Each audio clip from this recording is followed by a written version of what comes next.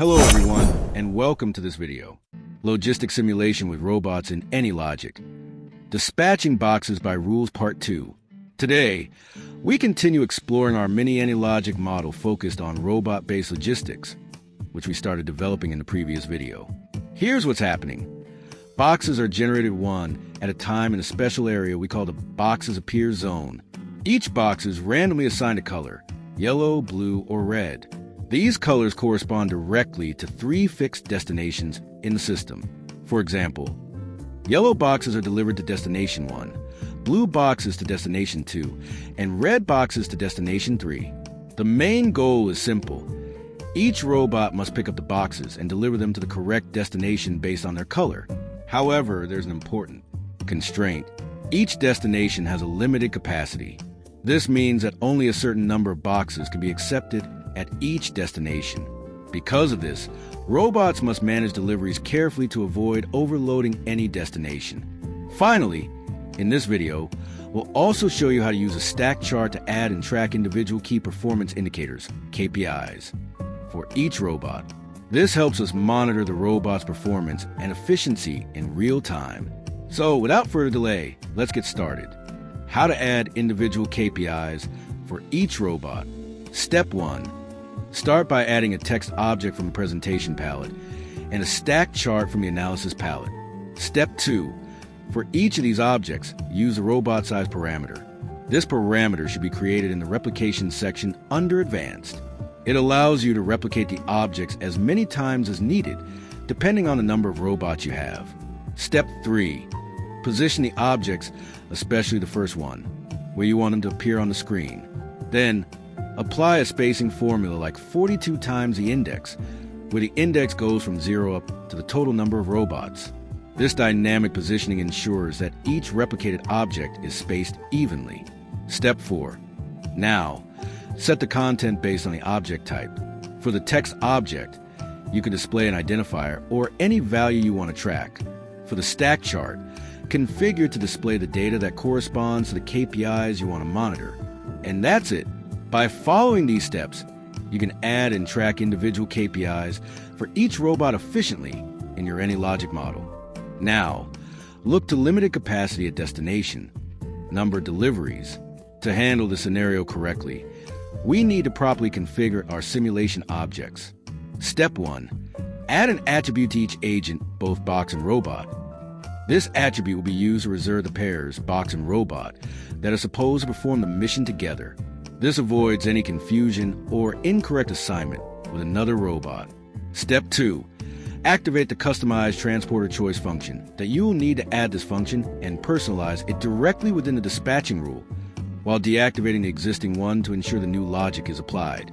Once this setup is done, the logic behind the function will allow or block a box robot pair depending on the destination capacity and the color of the box, which indicates its target zone. Step 3. Function is matching allowed handles the logic for matching a robot to a box, depending on whether the system is configured for unlimited or limited capacity. In the unlimited case, the match is always allowed. In the limited case, the function checks if the robot already has a preferred box. If so, the match is only valid if the proposed box is the same. Otherwise, the system tries to assign an available box to the robot. If a valid box is found, it updates the destination quantity and establishes a preferred relationship. Finally, the match is only confirmed if the robot's preferred box matches a proposed one. Function find available box. This function selects the first available box that doesn't yet have a preferred robot and whose color corresponds to a destination that is not at full capacity. All right, let's start the simulation of this mini model. We'll observe how the robot respects the delivery limit at each destination. In this example, the maximum is set to 3 boxes per destination. Once a destination reaches this limit, the robot must either deliver to another destination or stop moving. We begin with no limitations. You can notice the number in brackets next to each destination label. It increases by 1 each time a robot delivers a box there.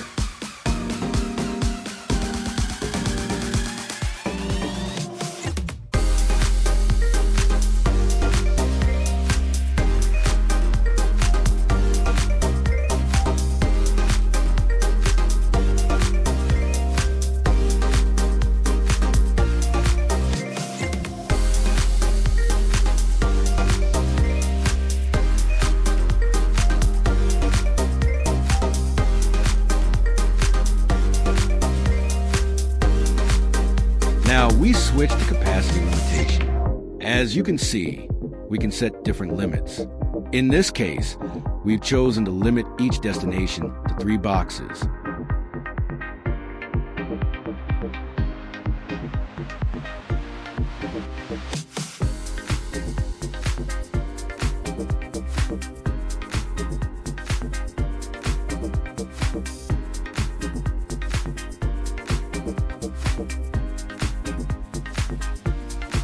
We can see that all destinations have reached their full capacity of 3 boxes, and all robots have stopped. This is the expected behavior to restart the process. We need to switch back to the no capacity limit mode. As you can see, the robots immediately resume their task of delivering boxes.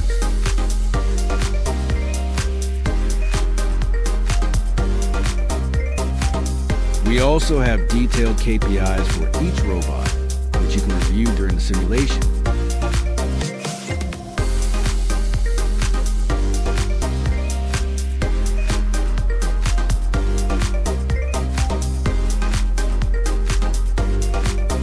Finally, we can examine the code.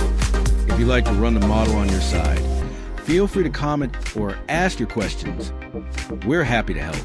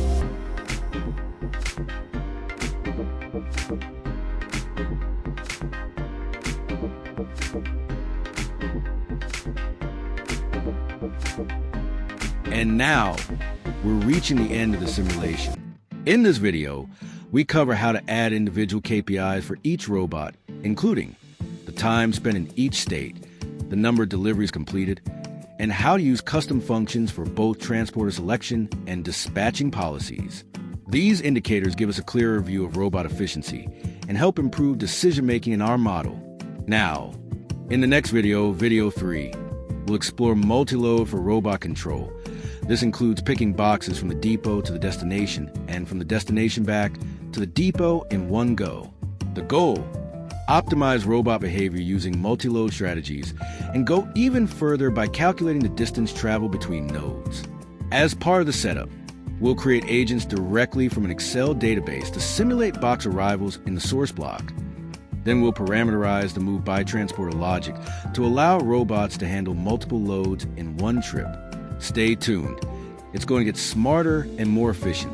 Don't hesitate to leave a comment if you have ideas or suggestions. And don't forget to like the video. See you soon.